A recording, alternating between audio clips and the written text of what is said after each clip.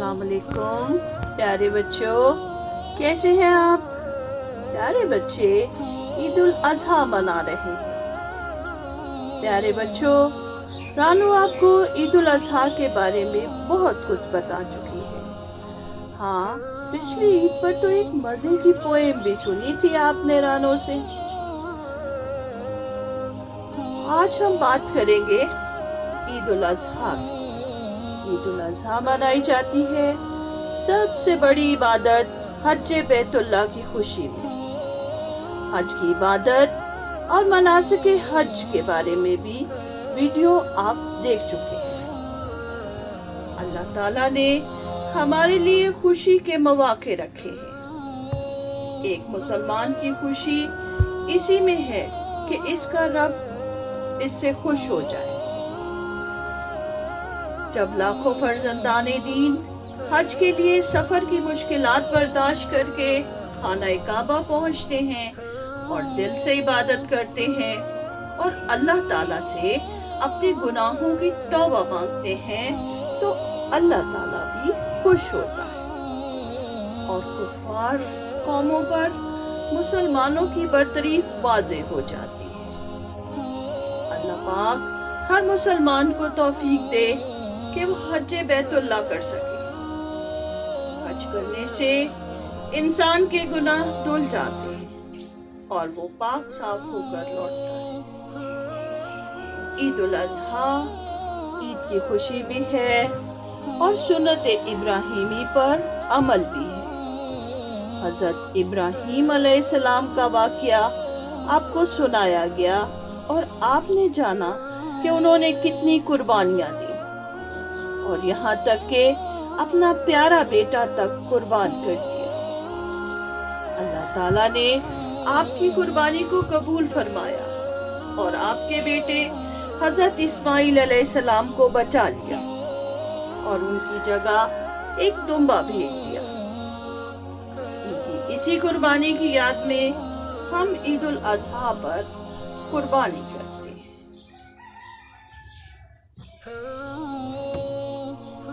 कुर्बानी में बकरा और कहीं दुम्बा और कहीं भेड़ और कहीं ऊंट और गाय, ये जानवर वो हैं जिनकी कुर्बानी दी जा सकती है। छोटा जानवर एक शख्स की तरफ से कुर्बान किया जाता है और बड़े जानवर के 7 हिस्से होते हैं। गोश्त के 3 हिस्से किए जाते हैं। एक हिस्सा खुद रखा जाता है, दूसरा दोस्तों और रिश्तेदारों में तकसीम किया जाता है और तीसरा हिस्सा फकीरों और मसाकीन को दिया जाता है। अल्लाह की खास रहमत है कि ईद उल अजहा पर हर कोई गोश्त खाता है। अल्लाह ताला के बताए हुए अहकामात में बेहद हिकमत पोशीदा है। इंसान की सबसे प्यारी खूबी इसार और कुर्बानी है। अपने साथ साथ दूसरों का ख्याल रखना ही इंसानियत की मेराज है।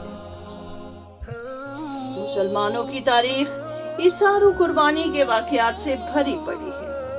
हम एक ऐसे मजहब के मानने वाले हैं जिसने इखलाकियात के हवाले से बड़ी उम्दा तालीमात दी है। आइए आपको एक वाक़या सुनाते हैं। एक दफा का जिक्र है कि एक मुसाफिर मस्जिद नबवी में आया। रसूल पाक सल्लल्लाहु अलैहि वसल्लम निहायत मेहमान नवाज थे, लेकिन जब इनके घर पता किया गया तो पता चला कि खाने को कुछ नहीं। पाक सल्लल्लाहु अलैहि वसल्लम मुसलमानों के अमीर थे, लेकिन मुफलिसी का ये आलम था कि घर में खाने को कुछ नहीं था। सहाबा से पूछा गया तो सैयदना अबू तलहा ने मेहमान को साथ लिया और घर आ गए। इत्तफाक है कि इनके घर में सिर्फ इनके बच्चों का खाना था। साहब रसूल सल्लल्लाहु अलैहि वसल्लम की अजमत देखिए, बच्चों को भूखा सुला दिया और जब खुद खाना खाने बैठे तो चिराग बुझा दिया। मेहमान ने पेट भरकर खाना खाया और घर वाले सब भूखे रहे। ये है इसार और कुर्बानी। جہاں اپنی پرواہ نہیں ہے اور دوسروں کی فکر ہے، اور خصوصاً رب تعالیٰ کو راضی کرنے کی فکر ہے۔ اللہ تعالیٰ نے ایسی ہی شخصیات کے بارے میں سورہ حشر آیت نمبر 9 میں فرمایا ہے، وہ دوسروں کو اپنی ذات پر ترجیح دیتے ہیں، خواہ خود فاقہ سے ہو، اور جو شخص اپنے نفس کی حرص سے بچ گیا تو ایسے ہی لوگ کامیاب ہیں۔ یثرب کی بستی کھجوروں کی بستی تھی، جو نبی کریم صلی اللہ علیہ وآلہ وسلم کی آمد کے بعد اب مدینہ النبی کہلاتی ہے۔ اس میں ہر طرف مختلف باغات تھے، ایک دوسرے سے ملے ہوئے تھے، ان کے مختلف مالکان تھے۔ انہی باغات میں ایک یتیم بچے کا باغ بھی تھا، اس کے ساتھ ہی کسی دوسرے آدمی کا باغ تھا۔ کھجوروں کے درخت کچھ اس طرح سے آپس میں ملے ہوئے تھے کہ آندھی اور بارش میں کھجوریں نیچے گر پڑتی تو آپس میں تمیز کرنا مشکل ہو جاتا کہ یہ کس درخت سے گری۔ یتیم بچے نے سوچا کہ میں دیوار بنا لیتا ہوں تاکہ کسی قسم کا جھگڑا نہ ہو۔ جب دیوار بنی تو ہمسائے کا ایک درخت درمیان میں آ گیا۔ یتیم بچہ ہمسائے کے پاس گیا اور کہنے لگا، آپ مجھ سے اس درخت کی قیمت لے لیں تاکہ میں سیدھی دیوار بنا سکوں، لیکن ہمسایہ نہ مانا۔ بچہ حضرت محمد صلی اللہ علیہ وآلہ وسلم کے پاس آ گیا۔ اس کا خیال تھا کہ حضور صلی اللہ علیہ وآلہ وسلم کہیں گے تو وہ بات مان لے گا۔ ہمسائے کو مسجد نبوی میں بلوایا گیا اور کہا گیا کہ درخت فروخت کر دے، لیکن وہ نہ مانا۔ آپ صلی اللہ علیہ وآلہ وسلم نے فرمایا، اپنے بھائی کو کھجور کا درخت دے دو، میں تمہیں جنت میں کھجور کے درخت کی ضمانت دیتا ہوں۔ اس شخص نے اتنی بڑی پیشکش سننے کے باوجود کہا، نہیں، میں کھجور کا درخت نہیں دوں گا۔ آپ صلی اللہ علیہ وآلہ وسلم خاموش ہو گئے۔ آپ بچے کی مدد کرنا چاہتے تھے۔ صحابہ کرام خاموشی سے ساری گفتگو سن رہے تھے۔ حاضرین مجلس میں سیدنا ابو دہادہ رضی اللہ تعالیٰ عنہ بھی تشریف فرما تھے۔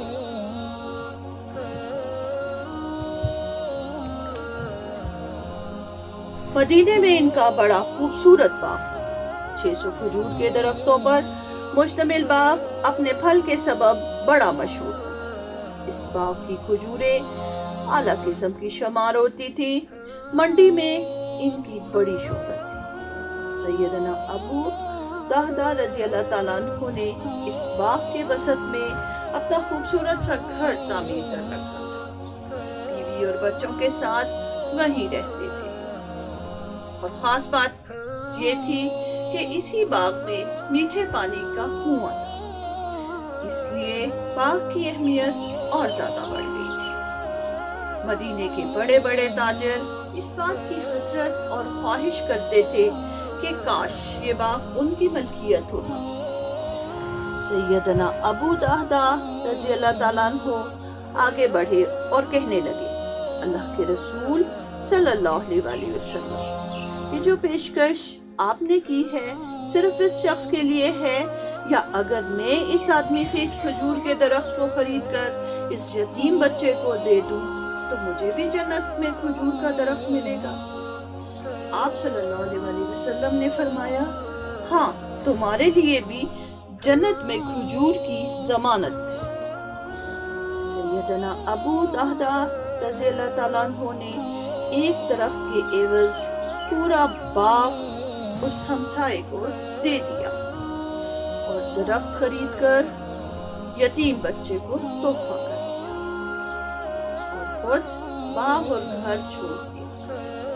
جب یہ بات ابو دہدہ رضی اللہ تعالیٰ عنہ کی بیوی کو پتہ چلی تو وہ بھی خوش ہوئی۔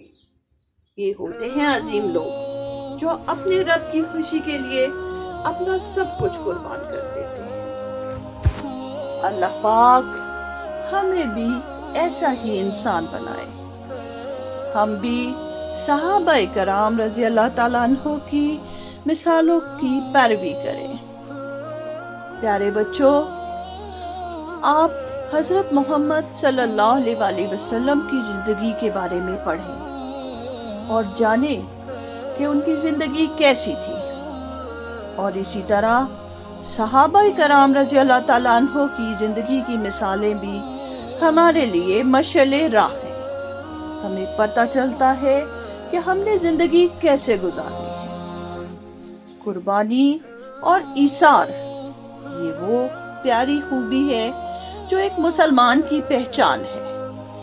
مسلمان لالچ نہیں کرتا، مسلمان تو اپنے بھائی پر فدا ہو جاتا ہے۔ ایسا ہی ایک واقعہ مجھے یاد آتا ہے کہ جنگ چل رہی ہے اور ایک صحابی زخموں کی تاب نہ لا کر زمین پر گر گئے ہیں۔ ایک شخص ان کو پانی پلانے آتا ہے تو وہ فرماتے ہیں کہ وہ دوسرا شخص زیادہ زخمی ہے، اس کو پانی پلاؤ۔ جب پانی پلانے والا شخص دوسرے شخص کے پاس پہنچتا ہے، وہ کسی تیسرے کی طرف اشارہ کرتا ہے کہ اس کو پہلے پانی پلاؤ۔ جب وہ پانی پلانے والا شخص تیسرے شخص کے پاس پہنچتا ہے تو وہ وفات پا چکا ہے، شہید ہو چکا ہے۔ جب وہ پانی پلانے والا شخص دوسرے شخص کے پاس آیا تو وہ بھی شہید ہو گیا، اور جب وہ واپس پہلے شخص کے پاس آیا تو وہ بھی شہید ہو گیا۔ یہ ہوتی ہے قربانی، یہ ہوتا ہے ایثار، اپنی پرواہ کیے بغیر دوسروں کا خیال کرنا، اپنی پیاری چیزوں کو، اپنی انتہائی ضرورت کی چیزوں کو دوسروں کو دے دینا ایثار کہلاتا ہے۔ اللہ پاک ہمیں توفیق دے کہ ہم اپنے اندر یہ خوبی پیدا کر سکیں اور ایثار اور قربانی کریں۔ آمین۔ آج کے لیے اتنا ہی، اپنی رانوں کو دے اجازت، پھر ملیں گے کسی اور کہانی یا کسی اور واقعہ کے ساتھ۔ اپنا خیال رکھیے گا۔ اللہ حافظ۔